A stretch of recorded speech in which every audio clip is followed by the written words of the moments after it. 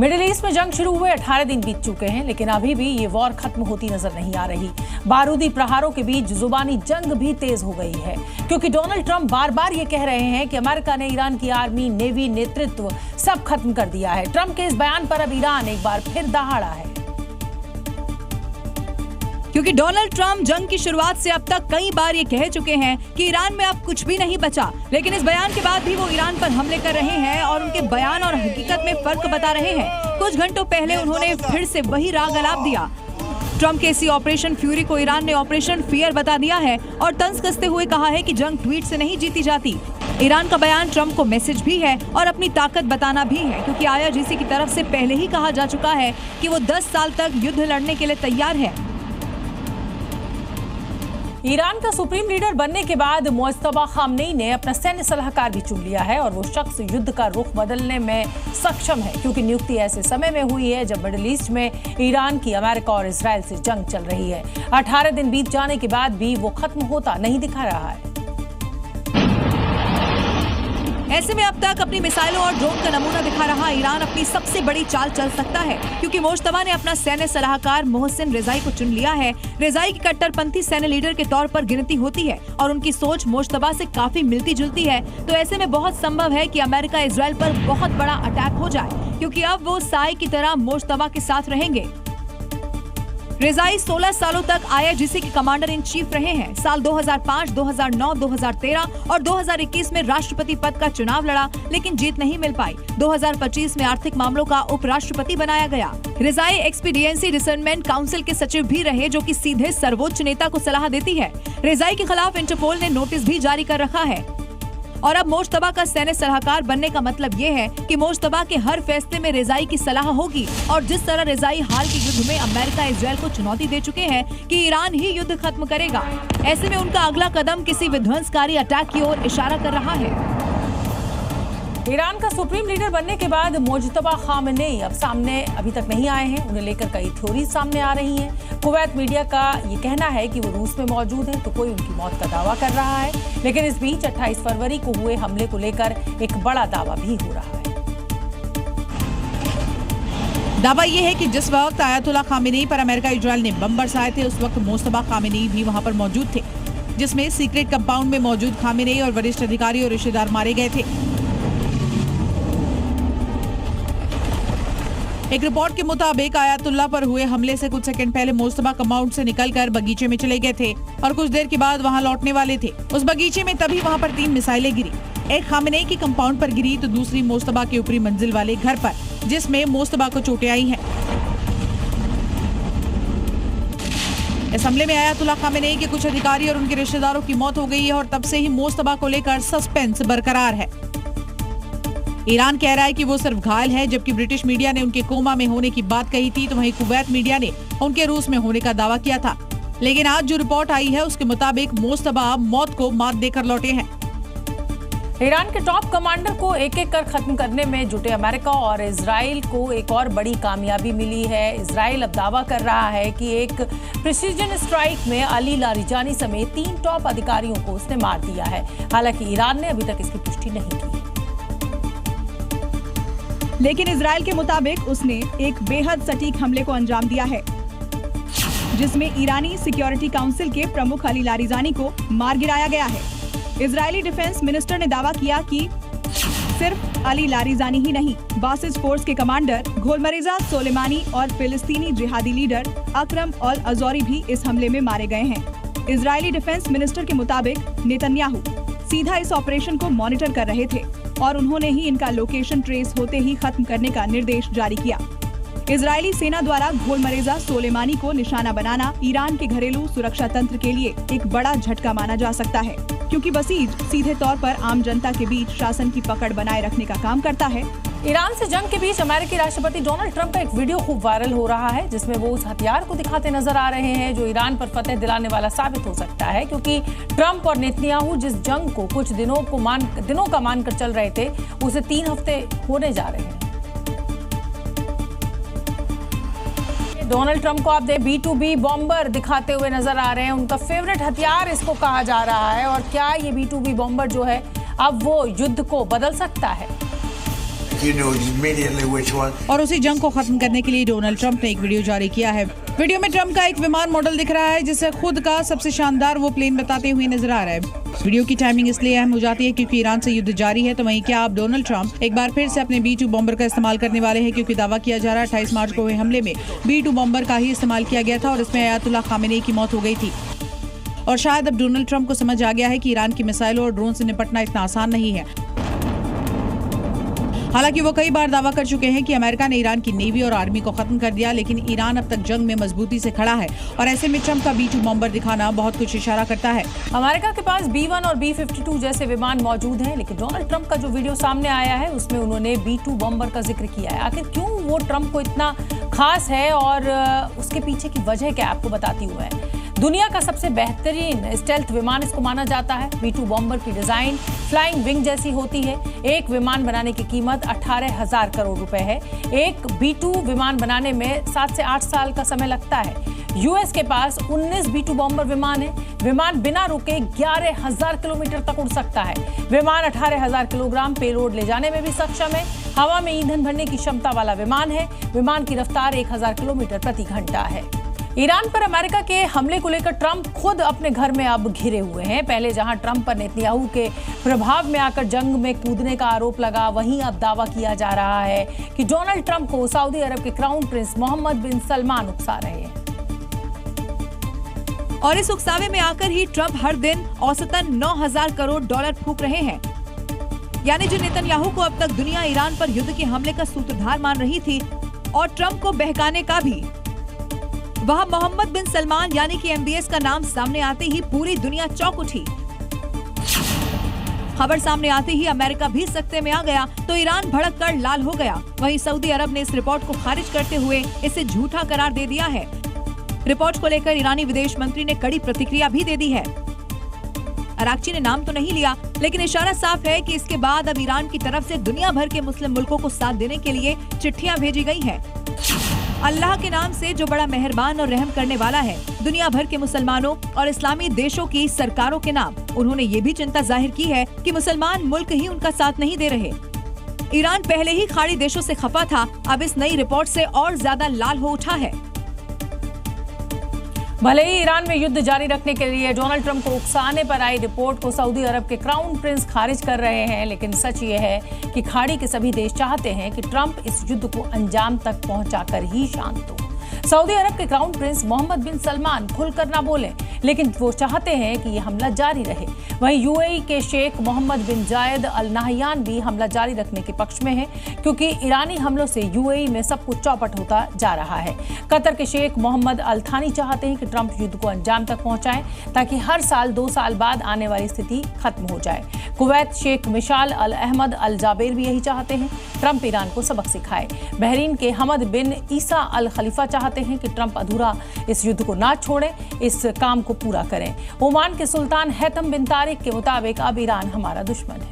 Middle east में जंग अब और खतरनाक होती जा रही है। ईरान लगातार इजराइल पर हमले कर रहा है। एक बार फिर ईरान ने इजराइल पर मिसाइल हमला किया है और उसकी तस्वीरें डराने वाली हैं। आसमान से बरसती आग और जमीन पर तबाही मची हुई है। रात के अंधेरे को चीरती हुई मिसाइलें और फिर एक जोरदार धमाका हो गया। तस्वीरों में साफ दिख रहा है कि ईरान से दागी गई मिसाइल इजराइल के शहर पर गिरती है और पल भर में आग का गोला बन जाती है। तेज धमाका होता है और चीख पुकार मच जाती है। वहीं हमले के बाद कई इलाकों में भीषण आग भी लग गई। ये तस्वीरें रमत गन और तेल अवीव की है, जो कि हालात की गंभीरता को बयां कर रही है। देखिए, चारों तरफ आग की लपटें उठ रही हैं, इमारतें जल रही हैं और आसमान धुएं से भर गया है। पूरा का पूरा इलाका आग की लपटों से लाल हो गया है। दमकल की टीमें मौके पर पहुंचकर आग बुझाने में जुटी हैं, लेकिन आग है कि लगातार फैलती जा रही है। इस हमले ने एक बार फिर से दिखा दिया कि मिडिल ईस्ट का ये युद्ध अब किस स्तर पर पहुंच चुका है, जहां हर हमला और ज्यादा बड़ा होता जा रहा है और पीछे हटने को कोई तैयार नहीं है।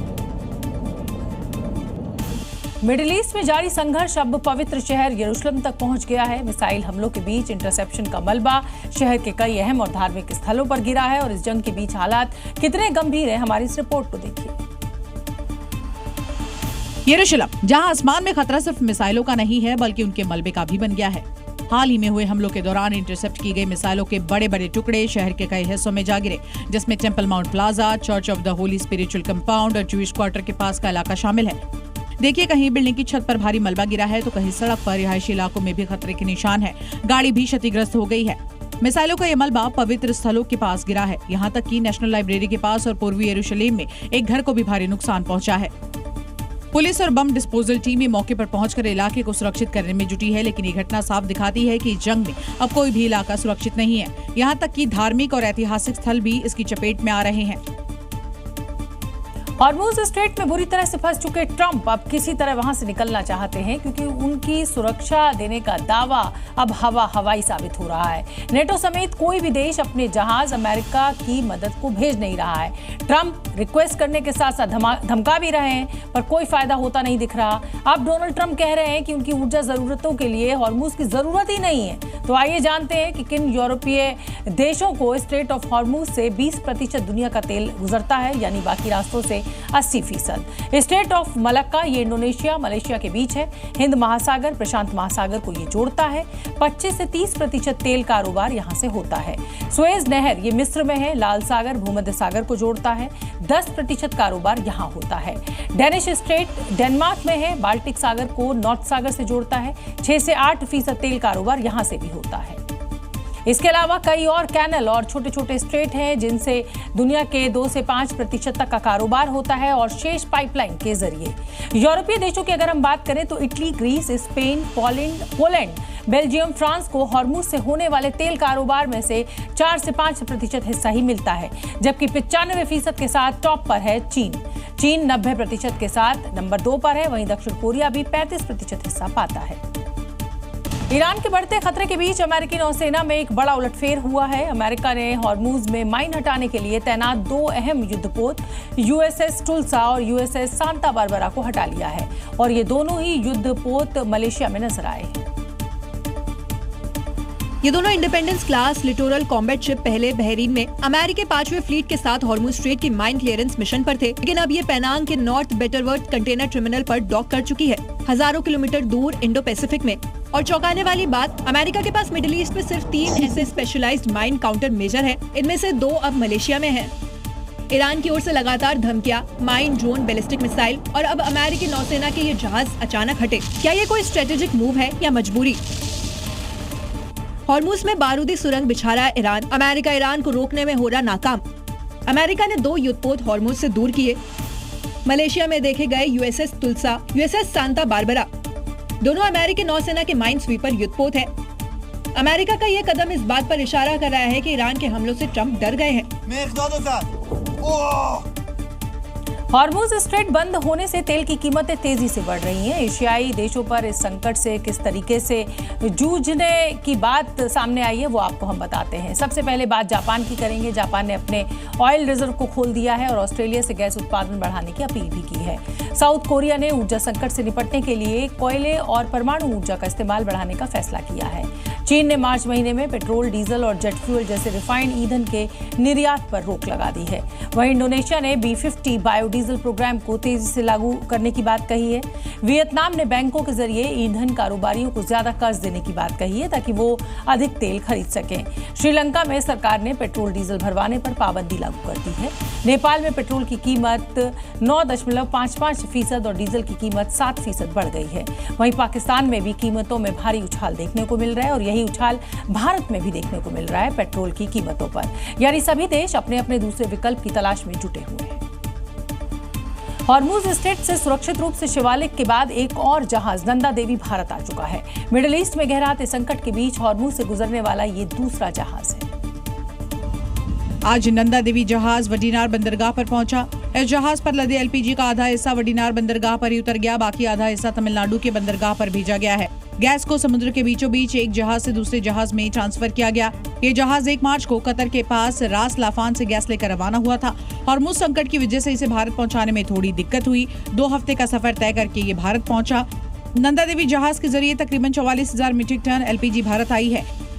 शिवालिक और नंदा देवी पर तकरीबन 92,700 मीट्रिक टन एलपीजी भारत ला चुके हैं और दोनों जहाज सरकारी स्वामित्व वाली शिपिंग कॉर्पोरेशन ऑफ इंडिया के हैं। ईरान के साथ बातचीत के बाद जिस जहाज को सबसे पहले हॉर्मुज से सुरक्षित गुजरने की अनुमति मिली थी वो एलपीजी टैंकर शिवालिक है। इसके बाद एलपीजी टैंकर नंदा देवी भी उसी रास्ते बाकायदा आधिकारिक अनुमति से निकलकर बेधड़क लहराते हुए तिरंगे के साथ भारत आया। तीसरा तेल टैंकर जगलाड़की है जिसे ओमान की खाड़ी से गुजरते हुए हर तरह के खतरे के बीच भारत की ओर बढ़ने का दम दिखाया है। अंतर्राष्ट्रीय समुद्री जल मार्ग में आने के बाद इन भारतीय जहाजों को भारतीय नौसेना के युद्धपोत एस्कॉर्ट करके भारत ला रहे हैं। मिडिल ईस्ट युद्ध की वजह से बने ऊर्जा संकट जैसे हालात के बीच उत्तर प्रदेश समेत देश भर में जमाखोर भी सक्रिय नजर आ रहे हैं। लेकिन मुख्यमंत्री योगी आदित्यनाथ ने जमाखोरी और कालाबाजारी पर ऐसी नकेल कसी कि आपदा में अवसर तलाश रहे माफिया अब गिड़गिड़ा रहे हैं। उन्हें डर है कि कहीं इस अपराध पर बुलडोजर एक्शन न हो जाए। ये डर लाजमी है क्योंकि ये अपराध अक्षम्य है। जिन्होंने अफवाह से परेशान लोगों की मदद के बजाय चांदी कूटने की तैयारी कर ली, लेकिन भूल गए योगी क्या कहते हैं। माफिया राज नहीं, मनमानापन नहीं, बल्कि अपराध और अपराधियों के प्रति जीरो टॉलरेंस। योगी ने तुरंत बैठक की, गैस के सूल भत्ता बनाने के निर्देश दिए। योगी का निर्देश मिला तो योगी फोर्स एक्शन में आ गई और कालाबाजारियों के खिलाफ कार्रवाई शुरू कर दी गई। आंकड़ों के मुताबिक अब तक प्रदेश भर में 4,816 निरीक्षण और छापेमारी की गई। इस दौरान एलपीजी वितरकों के खिलाफ 10 एफआईआर दर्ज की गई, जबकि गैस की कालाबाजारी में शामिल अन्य लोगों के खिलाफ 60 मुकदमे दर्ज किए गए हैं। कार्रवाई के दौरान 10 लोगों को गिरफ्तार किया गया। साथ ही 67 और व्यक्तियों के खिलाफ एक्शन की तैयारी है। पुलिस प्रशासन की सख्त कार्रवाई से 2 से 3 दिनों में हालात सामान्य हो गए और अब तो हॉर्मुज से भारत के लिए एलपीजी टैंकर भी आ गए हैं। पाकिस्तान और अफगानिस्तान के बीच युद्ध का अब एक नया अध्याय खुल गया है। पाकिस्तान ने रमजान के महीने में अफगानिस्तान के काबुल में कई इलाकों को अपना निशाना बनाया, जिसमें एक नशा मुक्ति केंद्र अस्पताल भी शामिल है। हमले में 400 से ज्यादा लोगों की मौत हो गई, जबकि 250 से ज्यादा लोग घायल हो गए हैं। इस हमले के बाद पूरे इलाके में अफरा तफरी की स्थिति मच गई। आनन फानन में राहत बचाव का काम शुरू किया गया। पूरे इलाके में आग की लपटें दिखने लगी। हमला इतना जोरदार था कि दूर तक इसकी गूंज भी सुनाई दी। जहां अस्पताल पर हुए हमले को पाकिस्तानी हुक्मरानों ने पाकिस्तान की सेना की उपलब्धि बता दी है, तो वहीं हमले पर भारत ने कड़ी प्रतिक्रिया देते हुए इसे एक बर्बर, कायराना और अमानवीय हिंसा करार दे दिया है। हमले की वजह से अफगानिस्तान के लोगों और वहां के क्रिकेटर में भी काफी गुस्सा है। क्रिकेटरों ने इसे मानवता का उल्लंघन बताया। कहा, आम लोगों को निशाना बनाकर पाकिस्तान ने युद्ध अपराध किया है। वहीं अफगानिस्तान ने इस हमले का करारा जवाब देने की कसम खा ली है। आपको बता दें कि पाकिस्तान और अफगानिस्तान में संघर्ष की शुरुआत 22 फरवरी को हुई थी। पाकिस्तान का दावा है कि सीमावर्ती इलाकों में टीटीपी के ठिकानों पर कार्रवाई में कम से कम 80 लड़ाके मारे गए। वहीं पाकिस्तान की कार्रवाई पर पलटवार लगातार जारी है। रमजान के महीने में मुनीर की सेना की ये नापाक हरकत के बाद पाकिस्तान का हिसाब होना तय है। लेकिन पाकिस्तान अफगानिस्तान पर आतंकवादियों को पालने का आरोप लगाता रहा है और यही आरोप लगातार पिछले 6 महीने में वो अफगानिस्तान पर 3 बार एयर स्ट्राइक कर चुका है। पाकिस्तान ने पिछले 6 महीने में पहली स्ट्राइक अक्टूबर 2025 में काबुल कोस्ट, जलालाबाद और पक्तिका में एयर स्ट्राइक की थी, जिसके बाद फरवरी 2026 में लगातार 2 दिनों तक बम बरसाए थे, जिसमें कई लोगों की मौत हुई थी। और अब 16-17 मार्च की रात को काबुल में एक नशा मुक्ति केंद्र पर हमला किया गया। जंग के बीच पाकिस्तान और अफगानिस्तान के हालात तनावपूर्ण होते जा रहे हैं। पिछले कई दिनों से दोनों देशों में एक दूसरे पर लगातार हमले की जानकारी सामने आ रही है, जिसकी वजह से कई लोगों को अपने घरों को छोड़कर जाना पड़ा। पाकिस्तान लगातार आरोप लगा रहा है कि 2021 में तालिबान में सत्ता में आने के बाद टीटीपी को अफगानिस्तान में खुली छूट दी है और वो आतंकियों को सुरक्षित पनाह देता है और वो हमले आतंकियों के ठिकाने पर हुए हैं। लेकिन तालिबान इन आरोपों से इनकार करता आया है और कहता रहा है कि अफगानिस्तान की जमीन किसी के खिलाफ इस्तेमाल नहीं हो रही है। पाकिस्तान के अफगानिस्तान पर किए गए हमले में 400 लोगों की मौत की खबर है, जिसके बाद अब तालिबान ने मुनीर एंड आर्मी समेत पूरे पाकिस्तान के खात्मे वाली कसम खा ली है और साफ कर दिया है कि अब बातचीत का वक्त खत्म हो चुका है। यानी आज रात पाकिस्तान के लिए कयामत की रात होने वाली है, क्योंकि पिछली बार जब पाकिस्तान ने एयर स्ट्राइक की थी उसके बाद तालिबान ने पाकिस्तान के अलग अलग जगहों पर जमकर बारूद बरसाया था और अब जब पाकिस्तान ने सारी हदें पार की है तो ऐसे में मुनीर एंड आर्मी का खात्मा होने की शुरुआत हो सकती है, क्योंकि तालिबान के प्रवक्ता ने साफ किया है कि हम चौक नहीं बल्कि अटैक करेंगे। काबुल में कुछ ठिकानों पर पाकिस्तानी सेना ने हमले किए हैं और इन हमलों के बाद इस्लामाबाद के साथ साथ कूटनीति और बातचीत का समय अब समाप्त हो गया है। अब बातचीत का रास्ता अपनाने के बजाय हम भी बदला लेने का इरादा रखते हैं। और इसकी शुरुआत हो भी चुकी है। एयर स्ट्राइक के बाद रावलपिंडी में ड्रोन से अटैक भी हुआ, जिसकी तस्वीरें भी सामने आई। वीडियो में आसमान में ड्रोन उड़ता हुआ दिखाई दे रहा है और इससे पहले तालिबान ने बॉर्डर पर स्थित पाकिस्तानी आर्मी की चौकियों को बम से उड़ा दिया था और कुछ घंटों के बाद पाकिस्तान की उल्टी गिनती शुरू हो गई थी।